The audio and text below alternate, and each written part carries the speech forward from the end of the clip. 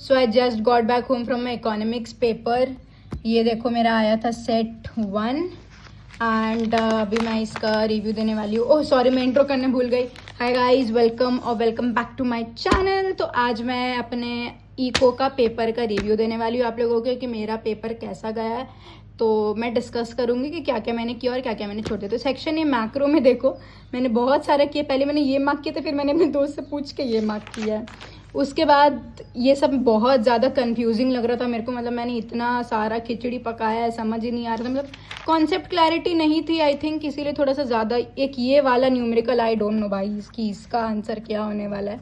ये सब तो मैंने, ये 2-3 ईजी थे।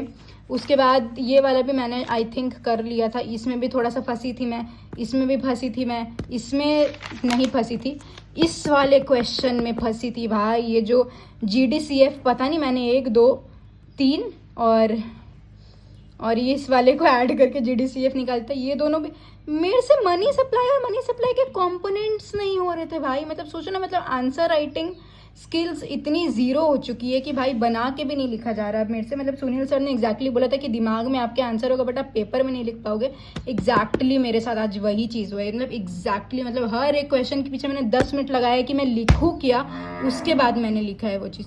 इससे भी मैंने बहुत टाइम लगाया। ये अकोमोडेटिंग, छोड़ो जो भी है, बोला भी नहीं जा रहा मेरे से। ये वाला तो मैंने कर लिया। इसमें भी मैंने, इसको भी मैंने छोड़ के मैं अगले पेज में गई थी करने को। इस वाले में से मैंने ये वाला किया। सर ने बोला था कि वर्किंग ऑफ इन्वेस्टमेंट मल्टीप्लायर आएगा, वही आया, तो मैंने वो वाला कर लिया। पता नहीं भाई कितना सही कितना गलत। इस वाले में भी मैंने पूरे एक एक तोड़ा कि वो रिडक्शन हो रहा है तो डिफ्लेशन ये होगा लंद फंद। CRR लिखने नहीं आ रहा था भाई। मतलब मेरे को अंड संड पता नहीं भाई क्या करके आई हूँ पेपर में।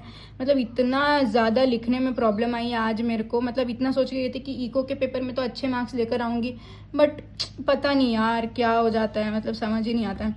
उसके बाद इस वाले भी क्वेश्चन में मैं कंफ्यूज हो गई कि redistribution of income and wealth होगा या फिर री एलोकेशन ऑफ रिसोर्सेज होगा। मैंने 2 आंसर लिखा है काट काट के, पता है दोबारा मैं लिख रही थी कि एक्चुअल में आंसर क्या होने वाला है। ये वाला तो कर लिया था, डायरेक्ट और इनडायरेक्ट टैक्स वाला। ये वाला क्वेश्चन छोड़ देता। उसके बाद इसमें भी डोमेस्टिक प्रोडक्ट को नेशनल प्रोडक्ट में डोमेस्टिक प्रोडक्ट देख के खुश हो गई कि भाई हाँ अब लिख दूंगी।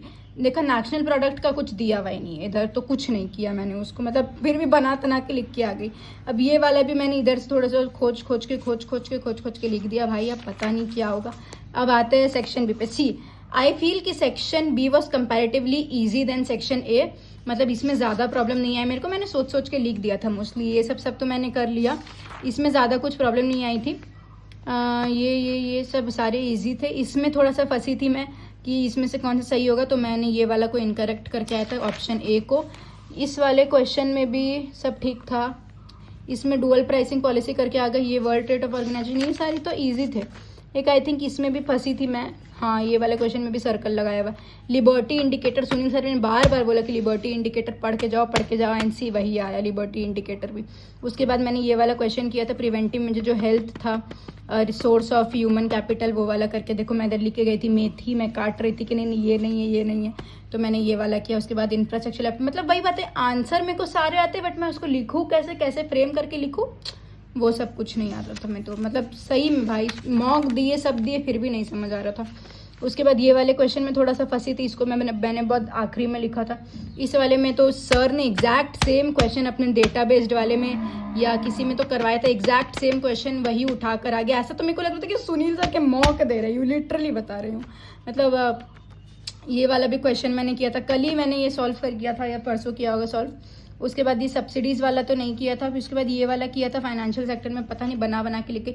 अब सर ने बोला था कि महारत्न और नवरत्न तो नहीं आएगा। फिर भी मैं एक एग्जाम्पल याद करके गई थी तो याद था, पता नहीं वो सही है कि गलत है, तो मैंने उसको लिख दिया। अब आया 34। अब सर ने बोला था कि इसी में से आएगा बट इसमें लिख दिया है कॉमन अंडरस्टैंडिंग।